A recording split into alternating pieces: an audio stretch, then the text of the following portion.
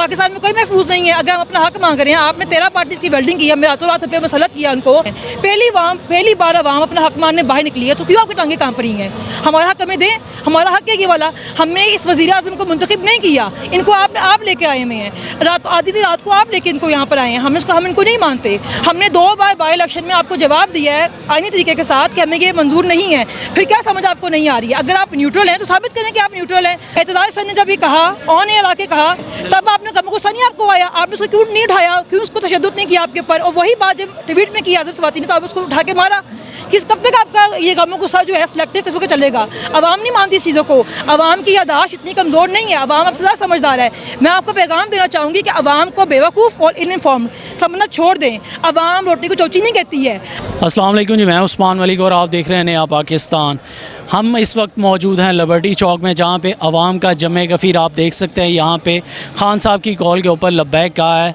हमारे साथ इस वक्त हैं सन फलक जावेद। अस्सलाम वालेकुम। अस्सलाम वालेकुम, कैसे हैं फलक? अल्लाह का शुक्र है, अब अल्हम्दुलिल्लाह काफ़ी तबीयत बेहतर है। मुझे ये बताएं, लॉन्ग मार्च पे अभी पहले आते हैं, पिछले दिनों जो कत्ल किया गया अरशद शरीफ साहब का बेदर्दी के ऊपर, क्या कहेंगे उस पर? मैं ये कहूँगी कि पूरी कौम इसकी जो है पुरजोर मजम्मत करती है। उसके जो बेईमाना कत्ल किया गया उस बंदे का, उसको मजबूर किया गया कि अपना मुल्क छोड़ के बाहर जाए, और उसके बाद एक तो उसे कत्ल किया गया। चाहता तो वो भी इनकी व्हाट्सएप सहाफ़ियों की तरह गले में पड़ा डाल के इनकी मर्ज़ी का सच बोल सकता था, मगर उसने शहादत की मौत को कबूल किया।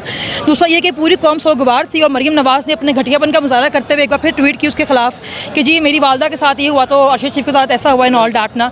अब मैं कहना चाहूँगी कि मरीम बीबी का कसूर नहीं है। एक्चुअली उनकी परवरिश हराम के ऊपर हुई है। उन्होंने हराम खा के बच्ची को बड़ा किया, अपनी वो झूठ और करप्शन और हसद उसके अंदर कूट के भरा हुआ है। मैं कहना चाहूँगी मरियम बीबी की जो आपकी वालदा थी, वो अपनी मर्ज़ी से यहाँ पे, आपके बाप ने उनको अकेला भेजा था और आपके भाइयों ने उनको अपनी मर्ज़ी से यहाँ पे अकेला भेजा था। आपके भाइयों के ऊपर किसी ने कोई पाबंदी नहीं लगाई हुई थी। और दूसरी बात यह है कि जो आपकी वालदा थी वो कुदरती मौत मरी थी, उनका कत्ल नहीं हुआ था। दोनों में बहुत ज़्यादा फ़र्क है। और उसके बाद जो राना सना उन्होंने अभी आके कॉन्फ्रेंस करके कहा है कि इल्ज़ाम एक लगाया गया है उस, उन्होंने बोला कि जी सोना स्मगलिंग का हम इसके ऊपर केस करेंगे। इस बंदे को बंदा पूछे गटर जैसे इंसान के, उस बंदे के ऊपर तो उसके पास तो कहीं से मुल्क का वीज़ा ही नहीं था, उसके पास सिर्फ किनिया का वीज़ा था, जिसकी वजह से वो जाने में मजबूर हुआ। वो कैसे स्मगलिंग कर सकता था? कि इतने घटिया लोग हैं कि एक तो ऑलरेडी कौम जो है वो गम में है, ऊपर से इस तरह की बकवास करके ये लोगों को और जो है गमों को साथ दिलाते हैं। उसके बाद उसने आज फिर एक प्रेस कॉन्फ्रेंस में कहा है कि जी जत्थे को हम कंट्रोल करेंगे, जत्थे को हम मारेंगे, जत्थे को हम ये करेंगे। मैं बताना चाहूँगी जत्था आप हैं, आपने कब्जा किया हुआ है इस्लामाबाद के ऊपर, हम जत्था नहीं है। हमारी हुकूमत चारों सूबों के अंदर है। हम जो हैं पूरे वफाक को रिप्रेजेंट करते हैं। हम अपना हक लेने के लिए आ रहे हैं, और ये हमारा कानूनी और आईनी हक है कि हम आएँ और हमें हमारा हक दें। आपको अवाम के मैंडेट पर डाका डाल के मुसल्लत किया गया अवाम के ऊपर।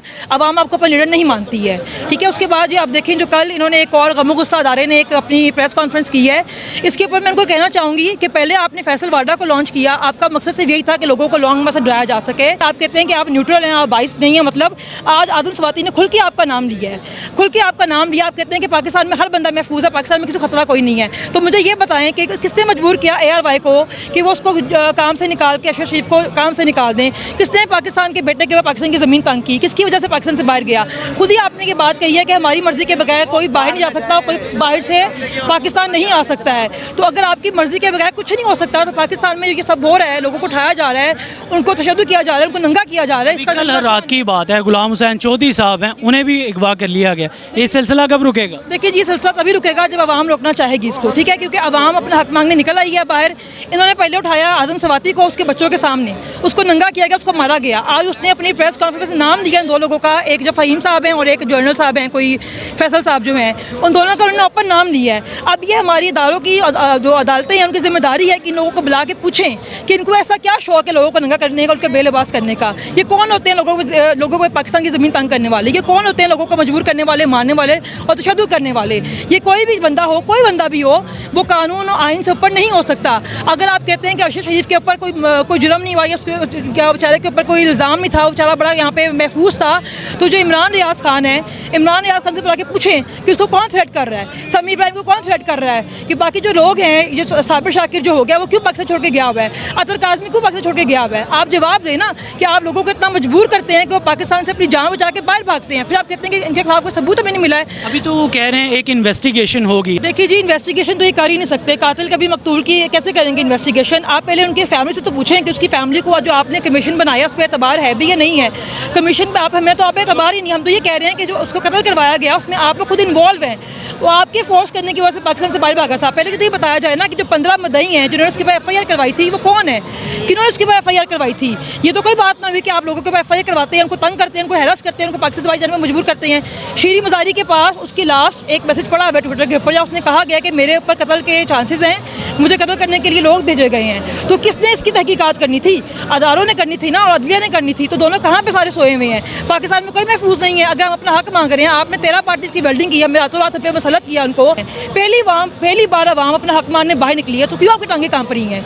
हमारा हक हमें दें, हमारा हक है ये वाला। हमने इस वज़ीर आज़म को मुंतखब नहीं किया, इनको आप लेके आए हुए हैं। आधी रात को आप लेके इनको यहाँ पर आए हैं, हम इनको नहीं मानते। हमने 2 बार बाई इलेक्शन में आपको जवाब दिया है आईनी तरीके के साथ कि हमें ये मंजूर नहीं है, फिर क्या समझ आपको नहीं आ रही है? अगर आप न्यूट्रल हैं तो साबित करें कि आप न्यूट्रल हैं। आपने एक प्रेस कॉन्फ्रेंस की, पाकिस्तान की हिस्ट्री में कभी DGISI ने इस तरह प्रेस कॉन्फ्रेंस नहीं किया कि ये लग रहा था जैसे ये एक नैरेटिव जो है वो उसका सपोर्ट करने के लिए आए हैं नून लीग का, और अल्फाज वही कह रहे थे जो मरीम नवाज बोलती है, फितना फसादी एंड ऑल दैट। क्योंकि आपने पूरे पाकिस्तान को मजाक बना दिया, पूरी दुनिया में आपका मजाक बन गया हुआ है। क्या अहमियत जाता है कि आज़म सवाती ने एक बात की, एतजाज सर ने जब ये कहा, ऑन एयर आके कहा, तब आपने कम गुस्सा नहीं आपको आया? आपने उसको क्यों नहीं उठाया, क्यों उसको तशद्दुद नहीं किया आपके ऊपर? और वही बात जब ट्वीट में की आज़म सवाती ने तो आप उसको उठा के मारा। कब तक आपका ये गमों गुस्सा जो है सिलेक्टिव किस्म का चलेगा? अवाम नहीं मानती इस चीज़ों को, अवाम की यादाश्त इतनी कमज़ोर नहीं है, अवाम अब से ज़्यादा समझदार है। मैं आपको पैगाम देना चाहूँगी कि अवाम को बेवकूफ़ और इनइन्फॉर्म्ड समझना छोड़ दें। अवाम रोटी को चौची नहीं कहती है। आपने पहले उन सब लोगों को जिन्होंने नारे लगवाए गुंडागर्दी के पीछे वर्दी है, जिन्होंने नारे लगवाए बाद में तुम जिम्मेदार हो, जिन्होंने नारे लगवाए कि हम तुम्हारा गिरेबान पकड़ेंगे, जिन्होंने सब नारे लगवाए, उनको आपने आज हुकूमत में रखा हुआ है। मंजूर पश्तीन की अभी थोड़ी देर पहले प्रेस कॉन्फ्रेंस हुई है जिसमें उसने बोला कि जी गुंडागर्दी के पीछे वर्दी है, और उसने सारा का सारा इल्ज़ाम जो है हमारी फ़ौज के ऊपर लगाया है। तब हमें गुस्सा आपको क्यों नहीं आता? क्योंकि वो आपसे ज़्यादा ताकतवर हैं। जब हम आम पाकिस्तान के शहरी जो हैं हम अपना हक मांगते हैं तो आप हम पे जुल्म करते हैं, तशद्दुद करते हैं। किस लिए आपको तनख्वाह दी जाती हैं? हम पे जुल्म करने के लिए। ये बताइएगा, शर्मिंदगी तो एक साइड पे, एक ही दिन के बाद दोबारा दिवाली का केक काटा जाता है और ये पैगाम दिया जाता है डेलिब्रेटरी तौर पे, सब मुस्कुरा रहे हैं, तालियां बजा रहे हैं और दिवाली सेलिब्रेट किया जा रहा है। नवाज शरीफ साहब तो उस वक्त वज़ीर आज़म भी नहीं है, किस हैसियत में वो कर रहे हैं और पैगाम क्यों देना चाह रहे हैं जब पूरे मुल्क के अंदर एक सो की सूरत है? ये उनके लिए खुशी का मकाम था ना, जो एक बंदा उनके खिलाफ बोल रहा था, हक सच की बात कर रहा था, उसको उन्होंने रास्ते हटा दिया। इनको शर्म भी नहीं आई कि 5 बच्चों का बाप था, इन्होंने 5 बच्चों के बाप को यतीम कर दिया। इन्होंने ये मैसेज ये दिया कि हमारे खिलाफ जो भी जाएगा हम उसका ये शर करेंगे। और देखें आपकी 6 माह में कानून की जिस तरह उन्होंने धज्जियाँ उड़ाई हैं, सबने पूरी दुनिया ने देखा है कि जो पहले गद्दार थे, जो चोर थे, वो एकदम से जिनकी न्यूट्रल्स की लॉन्ड्री में धुले और पाक साफ़ हो गए और उन पर सारे लगे हुए इल्ज़ाम भी साफ़ हो गए। जो सारे बीमार थे, मरीज़ थे, वो सारे अचानक शिफा याब हो गए। इसलिए अब नहीं माना जाएगा। देखिए अवाम अपना हक लेने के लिए बड़े सालों बाद बाहर निकली है। 70 साल आपने लोगों के ऊपर हुकूमत की, उनको डराया धमकाया है। अब लोग डर खौफ तोड़ के बाहर निकले हैं। आपने डराया फैसल वालों को भेजा आपने कि जी ऐसा अगर जाएंगे तो वहाँ पर कत्लो गाज़ हो जाएगा, लाशें गिरेंगी। फिर आप खुद आए, आपने एग्जैक्टली यही बात की कि लाशें गिरेंगी, खून खराबा होगा। तो आप यहाँ बैठे किस लिए बैठे हुए हैं? आपका काम है ना लोगों को प्रोवाइड करना, तहफ़्फ़ुज़ प्रोवाइड करना। बहुत शुक्रिया आपके वक्त का। अवाम अपना आइनी हक चाहती है कि दोबारा से, क्योंकि ये वज़ीर आज़म जो अभी जितना भी हमने इंटरव्यूज़ किए हैं, जो अवाम का इस वक्त पूरे मुल्क के अंदर जो गम व गुस्सा है देखने को नज़र आ रहा है, वो सिर्फ यही है कि हमें हमारा आइनी हक चाहिए। इसी के लिए ये लॉन्ग मार्च भी की जा रही है। आप देख रहे थे नया पाकिस्तान, मैं उस्मान मलिक।